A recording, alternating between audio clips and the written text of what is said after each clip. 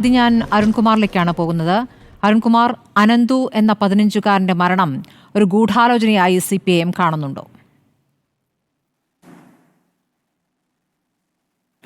ഇല്ല, ഇവിടെ വളരെ ദാരുണമായിട്ടുള്ളൊരു സംഭവമാണ് ഉണ്ടായത്.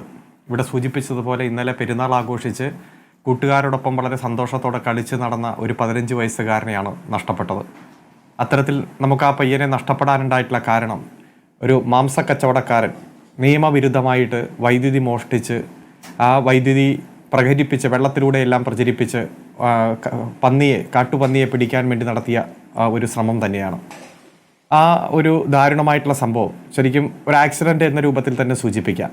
ആ സംഭവം പുറത്തു വന്നപ്പോൾ പ്രത്യേകിച്ച് UDF-ൻ്റെ നേതാക്കന്മാർ നടത്തിയ സമര കോലാഹലങ്ങളെല്ലാം നമ്മുടെ മുന്നിലുണ്ട്.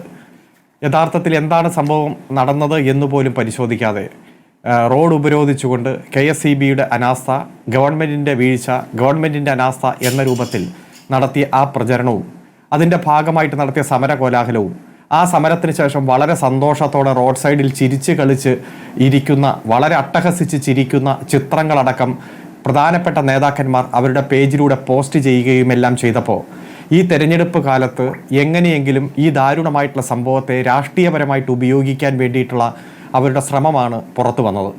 ശരിക്കും ഈ കേസിലെ പ്രതിയെ പിടിക്കാതിരിക്കുകയും ഒരു 3-4 ദിവസം ആ പ്രതിയെ ഒളിവിൽ കൊണ്ടുപോവുകയും ഒളിവിൽ വിടുകയും ആ പ്രതിയെ പിടിക്കാതെ വന്നാൽ ആ സാഹചര്യത്തെ നിലമ്പൂരിലെ ഉപതെരഞ്ഞെടുപ്പിൽ ഏറ്റവും രാഷ്ട്രീയപരമായിട്ട് ഉപയോഗിക്കുക എന്നതാണ് ഏറ്റവും പ്രധാനപ്പെട്ട ലക്ഷ്യം.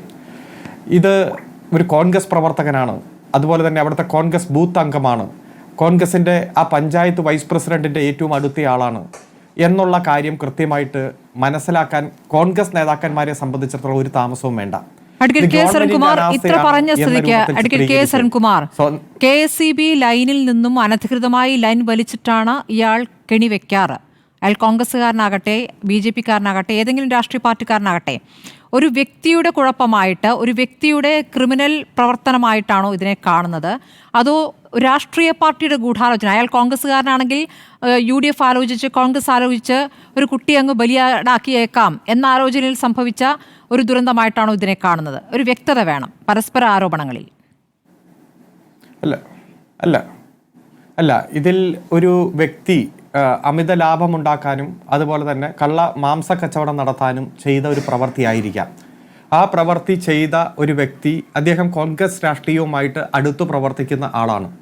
ഇത് ഒരു യാഥാർത്ഥ്യമായി മുന്നിലുള്ളപ്പോൾ കോൺഗ്രസിൻ്റെ സമുന്നതരായിട്ടുള്ള നേതാക്കന്മാർ, പ്രത്യേകിച്ച് ആ തെരഞ്ഞെടുപ്പ് പ്രവർത്തനത്തെ കോർഡിനേറ്റ് ചെയ്യാൻ ചുമതലപ്പെടുത്തിയിരിക്കുന്ന ആ മണ്ഡലവുമായിട്ട് യാതൊരു ബന്ധവുമില്ലാതെ നിരവധി ജില്ലകൾക്ക് അപ്പുറത്ത് താമസിക്കുന്ന കോൺഗ്രസിൻ്റെ നേതാക്കന്മാരടക്കം ഇവിടെ വന്ന് നടത്തിയ സമര കോലാഹലങ്ങളും അത് ഗവൺമെൻറ്റിനെതിരെ തിരിച്ചുവിടാൻ നടത്തിയ പ്രവർത്തനങ്ങളും അതിനുശേഷം ചിരിച്ചട്ടഹസിച്ചുകൊണ്ട് ഇരിക്കുന്ന ചിത്രങ്ങൾ സ്വന്തം ഫേസ്ബുക്കിലൂടെ തന്നെ പ്രചരിപ്പിച്ചുകൊണ്ട് നടത്തിയ ഇടപെടലുകൾ, ഒരു വ്യക്തി ഏതെങ്കിലും തരത്തിൽ സാമ്പത്തിക ലാഭത്തിന് വേണ്ടി നടത്തിയ പ്രവൃത്തിയാണെങ്കിൽ പോലും അതിനെ രാഷ്ട്രീയപരമായിട്ട് ഉപയോഗിക്കാൻ കോൺഗ്രസ് നടത്തിയ ശ്രമവും ഏതെങ്കിലും തരത്തിൽ ആ വ്യക്തിയുടെ രാഷ്ട്രീയപരമായിട്ടുള്ള ബന്ധങ്ങളെ ഇടതുപക്ഷ രാഷ്ട്രീയവുമായിട്ട് കൂട്ടിയോജിപ്പിക്കാൻ കഴിയുമായിരുന്നെങ്കിൽ അവർ ശ്രമിച്ചേനെ, അവർ അതിൽ വിജയിക്കാൻ പരമാവധി ഇടപെടൽ നടത്തിയേനെ. പക്ഷേ നാട്ടുകാർക്കെല്ലാം കൃത്യമായിട്ട് അറിയാം ഈ പറയുന്ന വിനീഷ് ഏത് രാഷ്ട്രീയക്കാരനാണെന്ന്. ആദ്യം തന്നെ ഇതിൽ രാഷ്ട്രീയം കാണുകയാണോ ചെയ്യുന്നത്? അങ്ങനെയെങ്കിൽ വനം മന്ത്രിയുടെ പ്രതികരണത്തിൽ കൂടി നിങ്ങൾ അതിനെ പിന്തുണയ്ക്കുന്നുണ്ടോ എന്ന് പറയണമല്ലോ.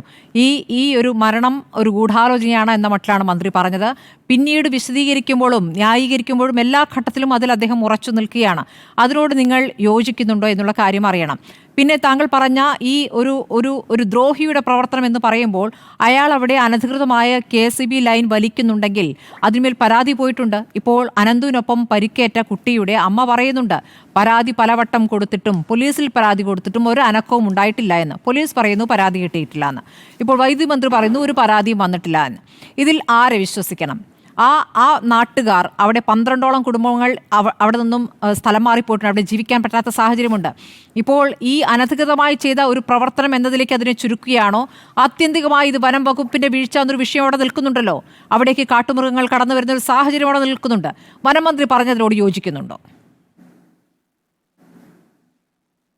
അല്ല, ഇവിടെ ഈ പരാതി പോലീസിന് കൊടുത്തിട്ടുണ്ടോ അല്ലെങ്കിൽ KSEB-ക്ക് കൊടുത്തിട്ടുണ്ടോ എന്നുള്ളതെല്ലാം പരിശോധിക്കപ്പെടേണ്ടതാണ്. KSEB ആധികാരികമായിട്ട് പറയുന്നു പരാതി കിട്ടിയിട്ടില്ല.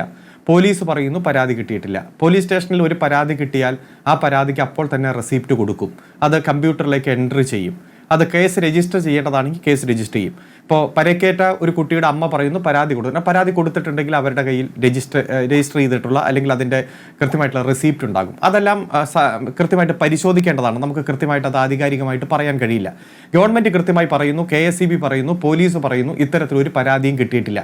പക്ഷേ ഈ പ്രതിയുടെ ഒരു പശ്ചാത്തലം എടുക്കുമ്പോൾ അദ്ദേഹം ഇത്തരത്തിൽ നേരത്തെയും മാംസക്കച്ചവടം നടത്തിയിരുന്നു.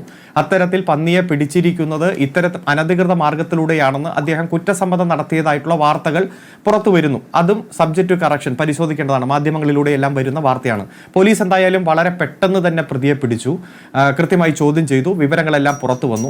അങ്ങനെ പിടിച്ചില്ലായിരുന്നെങ്കിൽ ഈ തെരഞ്ഞെടുപ്പ് വരെ ഇതൊരു രാഷ്ട്രീയ ലക്ഷ്യത്തിന് വേണ്ടി ഈ മരണത്തെ ഉപയോഗിക്കുകയും അതോടൊപ്പം തന്നെ പ്രതിയെ ഗവൺമെന്റ് സംവിധാനങ്ങൾ സംരക്ഷിക്കുകയാണെന്നുള്ള രൂപത്തിൽ വലിയ ആരോപണങ്ങൾ ഉന്നയിക്കുകയും ചെയ്യുന്ന ഒരു വേദിയായിട്ട് മാറ്റുമായിരുന്നു. അല്ലെങ്കിൽ ഇന്നലെ രാത്രി തന്നെ ഇത്തരത്തിലുള്ള ഒരു സമര കോലാഹലം നടത്തി ഇത്രയധികം ഫേസ്ബുക്ക് പോസ്റ്റുകൾ ഇട്ട് മുന്നോട്ട് പോകില്ല. ഒറ്റ കാര്യോടെ നിങ്ങളുടെ അടക്കം മാധ്യമ പ്രവർത്തകർ ചോദിച്ച ചോദ്യത്തിന് ബഹുമാനപ്പെട്ട LDFന്റെ സ്ഥാനാർത്ഥി M സ്വരാജ് മറുപടി പറഞ്ഞു. സ്വരാജ് ഇന്ന് രാവിലെ തന്നെ മാധ്യമങ്ങളോട് പ്രതികരിക്കുമ്പോൾ എന്താണ് പറഞ്ഞത്?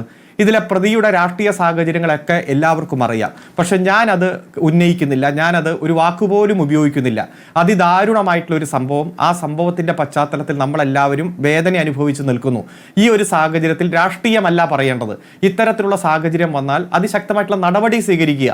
ഇനി ഇത്തരത്തിലുള്ള സാഹചര്യം ആവർത്തിക്കാതിരിക്കാൻ വേണ്ടിയിട്ടുള്ള നടപടി സ്വീകരിക്കുക, ഇതാണ് ചെയ്യേണ്ടതെന്നാണ്. പക്ഷെ ഇവിടെ ആരാണ് രാഷ്ട്രീയം കളിച്ചത്?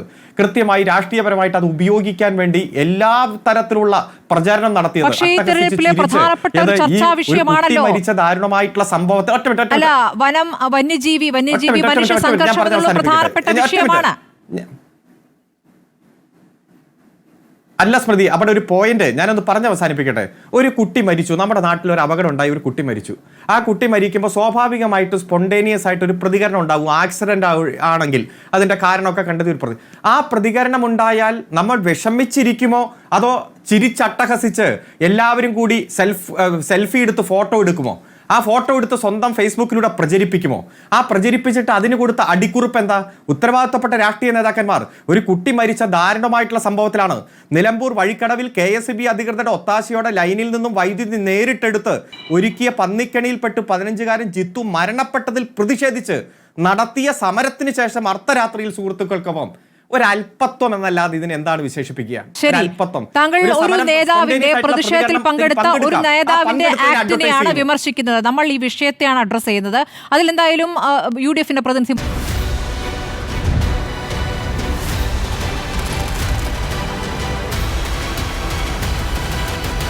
ഡിബേറ്റ് വിത്ത് സ്മൃതി പരുത്തിക്കാട്.